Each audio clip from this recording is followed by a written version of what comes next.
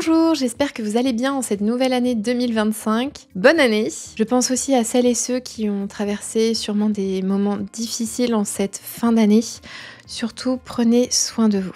Aujourd'hui, on se retrouve ensemble pour réaliser un moodboard déco 2025 sur Canva. C'est très pratique pour organiser, visualiser et planifier l'aménagement de son intérieur. Ça faisait un moment que je n'avais pas publié de vidéo sur cette chaîne et je suis très contente de vous retrouver. Fin août, on a décidé avec mon compagnon de quitter la ville, donc Bordeaux, pour partir vivre à la campagne. Et je me suis dit, quoi de mieux que de commencer cette nouvelle année 2025 par un DIY qui sera super utile pour ceux qui aménagent ou repensent leur intérieur. Le moodboard, c'est l'outil idéal pour organiser vos idées, définir votre style et vous inspirer. C'est un excellent moyen d'avoir une vision globale sur ce que vous souhaitez avoir. Et en plus, le fait de faire son moodboard sur Canva, c'est très ludique. D'ailleurs, n'hésitez pas à me dire en commentaire quelle est la pièce que vous voulez absolument décorer pour cette année 2025. Il est important de définir un style global pour harmoniser toute votre maison ou votre appartement. Minimaliste pour un look épuré, scandinave avec des tons clairs et naturels, ou encore industriel avec des matériaux bruts comme le bois ou le métal. Sélectionnez des images qui représentent ce style pour les intégrer par la suite dans votre moodboard. N'hésitez pas à prendre votre temps pour décider de quel style vous conviendrait le mieux. N'essayez pas de faire aussi en fonction de ce qu'on voit actuellement sur les réseaux sociaux. Sachez que les styles évoluent au fur et à mesure des années. Partez du principe qu'aucun style reste tendance. Donc tout est possible. Que ce soit des inspirations que vous avez pu trouver sur Pinterest, sur des sites internet, dans des magazines ou bien même dans des magasins, commencez à enregistrer tout ce qu'il vous plaît. Que ce soit le choix des couleurs, des matériaux, des meubles, du thème que vous souhaitez donner à votre pièce. Si vous en êtes au tout début comme moi, vous avez une pièce vide, ouvrez cette pièce, restez dedans, inspirez s'il le faut et imaginez ce que vous aimeriez voir dans cette pièce. Et notez toutes vos inspirations sur un papier ou sur un ordinateur pour justement ne rien oublier. Et vous faites ça pour la pièce dédiée ou pour toutes les pièces de votre maison si vous avez prévu de tout refaire. Si vous avez du mal à trouver des inspirations de décoration pour votre intérieur, n'hésitez pas à aller sur Pinterest ou sur Instagram et à taper des mots-clés, comme par exemple déco scandinave ou déco nature. Il y a énormément de comptes sur Instagram et sur Pinterest qui regorgent d'idées en tout genre pour aménager son intérieur. Que ce soit des architectes d'intérieur que vous pouvez suivre pour vous inspirer de l'univers qui donne à telle ou telle pièce. Je ne vous dis pas d'acheter des meubles d'un architecte d'intérieur qui coûte 7 000 €. Si tout comme moi, vous n'avez pas les moyens, vous pouvez par la suite faire par vous-même. Mais au moins que ça vous donne l'idée générale de ce que vous souhaitez donner à votre pièce.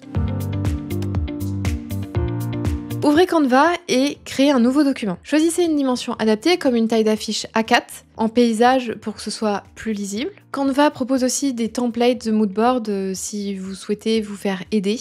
Il vous suffit de taper dans la barre de recherche moodboard et vous aurez plusieurs documents pour vous inspirer et les utiliser. Vous avez des versions gratuites et payantes. Je n'ai jamais eu besoin de payer pour utiliser Canva et si vous n'avez pas prévu de l'utiliser pour un but professionnel, je vous conseille de rester sur la version gratuite. Dites-moi d'ailleurs en commentaire, est-ce que vous avez déjà utilisé Canva? Et si c'est déjà le cas, partagez vos astuces ou vos projets préférés en commentaire, ça peut inspirer plein de monde. Si toutefois vous voulez le faire vous-même, vous pouvez aller dans Éléments sur votre gauche et tout en bas vous avez Cadre. Et ça vous permet d'utiliser des formes de base et de les faire à votre taille convenue. J'ai opté pour la forme de base mais avec des coins arrondis. Et ensuite j'ai fait des formes rectangulaires, carrées, en fonction en fait des images que j'avais prévu de mettre dedans. Mais ça vous pouvez le modifier au fur et à mesure. N'oubliez pas aussi d'ajouter un titre pour la pièce dédiée.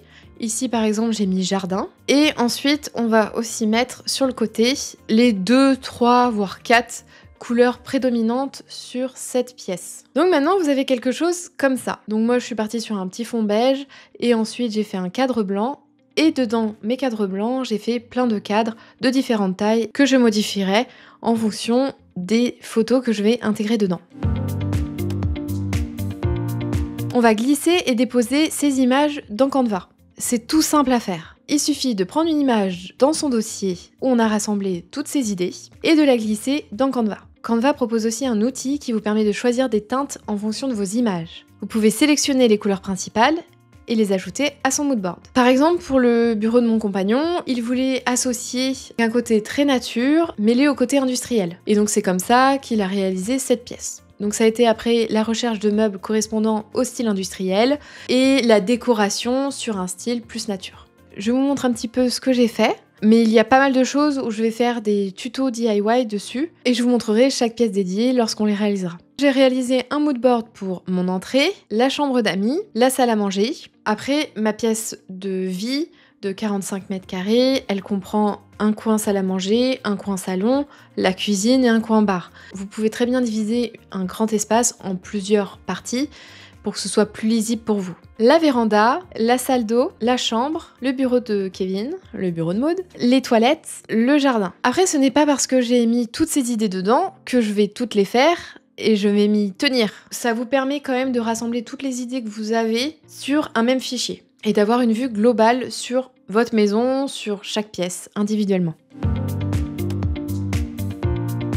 Ce qui est bien par exemple avec la cuisine, c'est que j'ai pu choisir comme couleur prédominante une cuisine blanche, certains meubles aussi en bois, des poignées dorées, et par exemple pour le plan de travail, opter pour un plan de travail en frêne. Ça vous permet aussi de vous rendre compte si les matières ont une cohérence entre elles. J'ai décidé de mettre une crédence en carrelage, comme choix de matière, la couleur ce sera plutôt terracotta, et je les ai ajoutées à mon moodboard.